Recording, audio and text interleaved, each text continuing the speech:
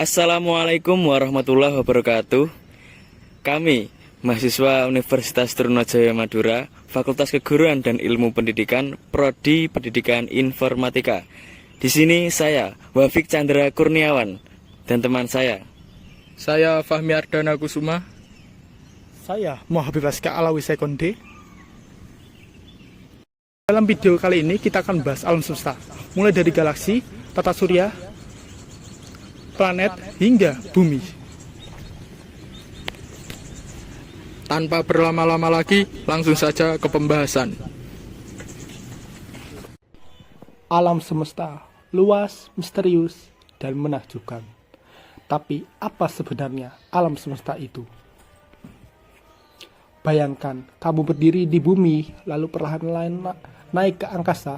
Kamu melewati awan, satelit, bulan, dan terus naik melewati planet lain dalam tata surya.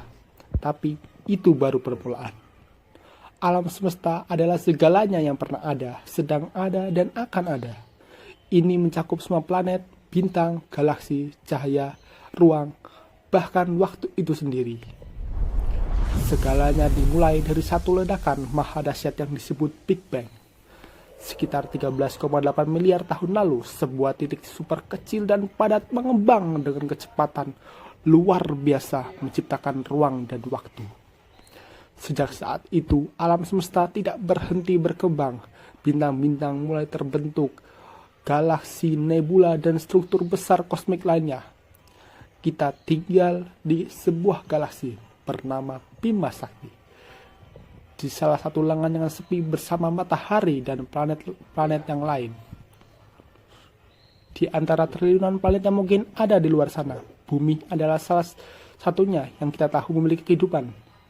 Tapi mungkin tidak ada kehidupan lain. Para ilmuwan telah menemukan ribuan planet di luar tata surya yang disebut eksoplanet.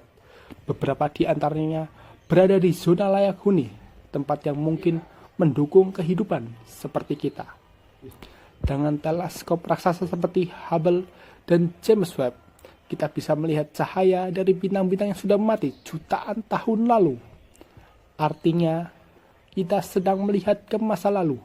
Semakin jauh kita melihat, semakin dekat kita pada awal mula segalanya.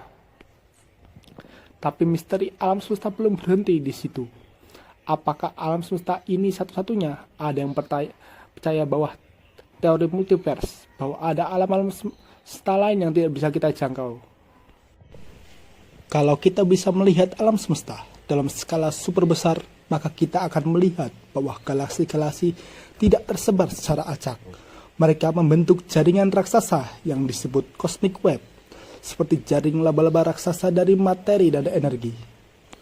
Di pusat banyak galaksi, termasuk Bima Sakti, terdapat objek yang begitu kuat gravitasinya sampai cahaya pun tidak bisa lepas. Black hole, salah satu yang terbesar yang pernah ditemukan, memiliki massa miliaran kali matahari kita. Lubang hitam terbentuk saat bintang raksasa kehabisan bahan bakar dan runtuh karena gravitasinya sendiri. Tapi bukan hanya benda menakutkan. Black hole justru memainkan peran penting dalam membentuk galaksi dan mengatur kehidupan bintang. Saat bintang meledak dalam supernova, mereka menyebarkan unsur-unsur penting seperti karbon, oksigen, hingga besi ke seluruh ruang angkasa. Sebuah unsur yang membentuk tubuh kita berasal dari bintang yang mati miliaran tahun lalu.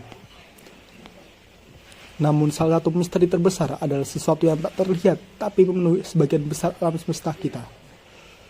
Dark energy. Kita tidak bisa melihatnya, tapi kita tahu ia ada karena dialah penyebab alam semesta terus mengembang dan semakin cepat.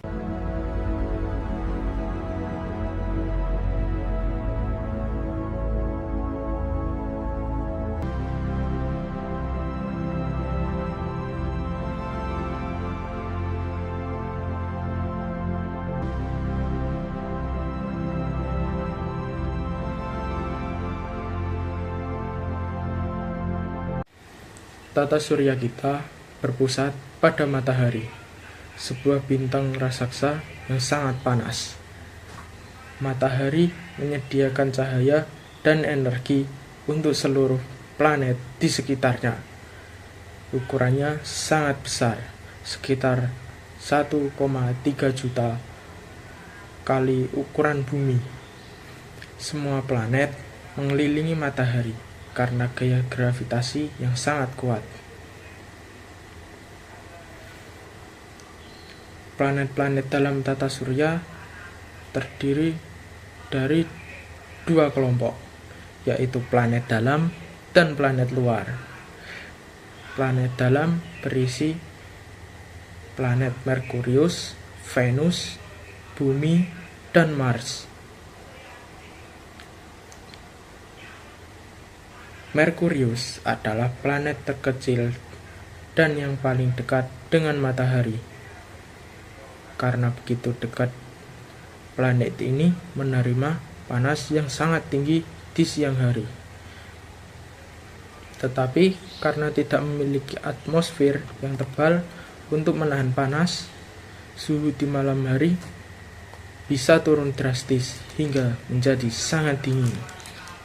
Merkurius terlihat seperti bulan, penuh kawah dan permukaan tandus. Tidak ada air dan kehidupan di sana. Venus sering dijuluki saudara kembar bumi karena memiliki ukuran, tetapi kondisi di sana sangat jauh berbeda. Atmosfer Venus sangatlah tebal dan sebagian besar terdiri dari karbon dioksida yang menjebak panas sehingga menjadikannya planet terpanas di tata surya, bahkan lebih panas dari Merkurius. Permukaannya dipenuhi gunung berapi aktif dan awan asam sulfat, sangat beracun dan tidak bersahabat lagi bagi kehidupan. Langsung saja kita lanjut ke Mars. Mars dikenal sebagai planet merah, walaupun warnanya yang sangat kemerahan akibat kandungan zat besi pada permukaannya. Walaupun suhunya dingin dan atmosfernya tipis, banyak peneliti dan ilmuwan menaruh harapan bahwa Mars bisa menjadi tempat tinggal kedua manusia di masa depan. Kita telah mengirim banyak robot penjelajah untuk ke sana untuk mencari tanda-tanda air atau kehidupan mikroba. Kita lanjut ke planet luar. Planet luar berisi Jupiter, Saturnus, Uranus, dan Neptunus. Jupiter adalah planet terbesar di tata surya. Ukurannya sangat besar, bisa memuat lebih dari 1.300 planet bumi di dalamnya. Planet ini terkenal dengan bintik merah besar. Sebuah badai raksasa sudah berlangsung selama ratusan tahun. Jupiter juga memiliki medan gravitasi yang sangat kuat dan memiliki lebih dari 90 satelit, termasuk Ganymede, bulan terbesar di tata surya. Saturnus dikenal karena cincinnya yang sangat spektakuler, yang terdiri dari partikel es dan batu yang mengorbit di sekelilingnya. Saturnus juga merupakan planet raksasa seperti Jupiter. Meskipun terlihat indah, permukaannya sebenarnya hanyalah lautan gas dan badai. Ia memiliki puluhan bulan. Salah satunya adalah Titan, bulan yang dianggap punya potensi mendukung untuk kehidupan.